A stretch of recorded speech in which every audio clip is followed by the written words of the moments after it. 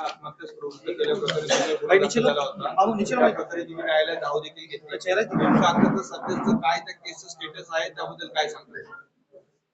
कोर्टात न्याय प्रविष्ट आहे. कोर्टाने मला इंटेरियम रिलीफ दिलेली आहे.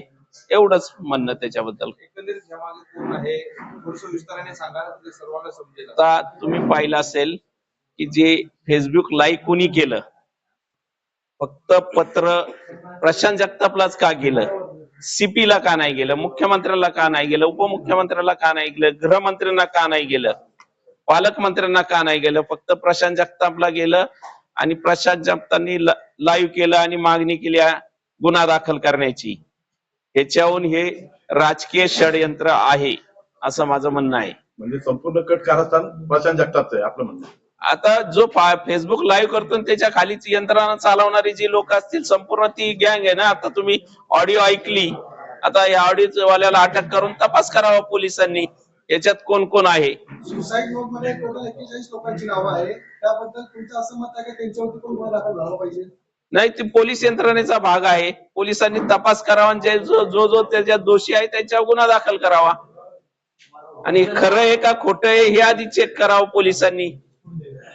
ते आहे का ते आहे, पोलिसांचा तपासाचा भाग आहे. सीडीआर चेक करावे, तिथले सीसी फुटेज, त्याच्या ऑफिसवर येणारे जाणारे गेल्या 1 महिन्यापासून कोण कोण लोक येत जात होती. 40 पानाची 30 पानाची जी सुसाईड नोट आहे, सहज 10 मिनिटात 15 मिनिटात किंवा तासाभरात लिहून होणारी गोष्ट नाहीये. आपण सैदनगर मधला केला होता आणि आता आपल्याला टिपूचा आकार बनवला गेला, त्याबद्दल टिपूचा जो आहे प्रशांत जगताप, त्या प्रशांत जगतापचं विधानसभेत टिपू पठाण,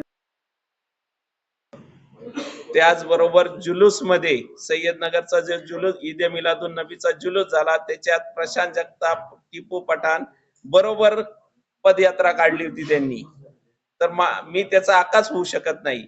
त्याचा आकाच प्रशांत जगताप आहे. आणि प्रशांत जगताप, टिपू पठाणनी जी ईद ए मिलादुन नबीचा कार्यक्रम, ईदचा, रमजान ईदचा कार्यक्रम घेतला होता, त्या कार्यक्रमाला जो होर्डिंग लावण्यात आलं होतं, होर्डिंगवर मुख्य प्रमुख पाहुणा म्हणून प्रशांत जगतापचा फोटो होता.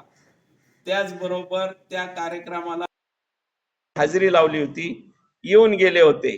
आणि त्याच कार्यक्रमात पैसे उधळून टिपू पठाण नाचला. तो व्हिडिओ सगळीकडे व्हायरल आहे. नाही, त्या व्हायरल व्हिडिओ मध्ये अनेक नगरसेवक दिसतात. तुम्ही आता थेट त्यांच्यावरती आरोप करता. तुमच्याकडे काय पुरावे आहेत का? कुणाकडे? तुमच्याकडे. कशा संदर्भात? आता हे टिपू पठाणनी विधानसभेत प्रशांत जगतापांचं काम केलं. जुलूस मध्ये टिपू पठाण बरोबर प्रशांत जगताप फिरले. मी कधी फिरलेलो दाखवा त्याच्या बरोबर बरोबर. तुमच्याकडे काय पुरावे आहेत का? कशाचे? हेच फेसबुक लाईव्ह झाले, हाच सगळ्यात मोठा पुरावा आहे. बाकी कोण फेसबुक लाईव्ह झालं नाही, माझ्यावर आरोप केले नाही, हाच मोठा पुरावा आहे. प्रशांत जगताप आता जे ऑडिओ क्लिप आम्हाला ऐकवली, त्याची ऑडिओ क्लिप तुम्ही कोर्टामध्ये सबमिट केली आहे? कोर्टाला ऐकवली. आमच्या वकिलांनी कोर्टात ती ऑडिओ क्लिप ऐकवली आणि कोर्टाने सुद्धा बेल मध्ये निरीक्षण नोंदवलं की ह्या राजकीय षडयंत्र आहे. क्लिप मधल्यांची नावं इम्रान शेख आणि हबीब पटेल. ऐकणारा इम्रान शेख आणि बोलणारा हबीब पटेल.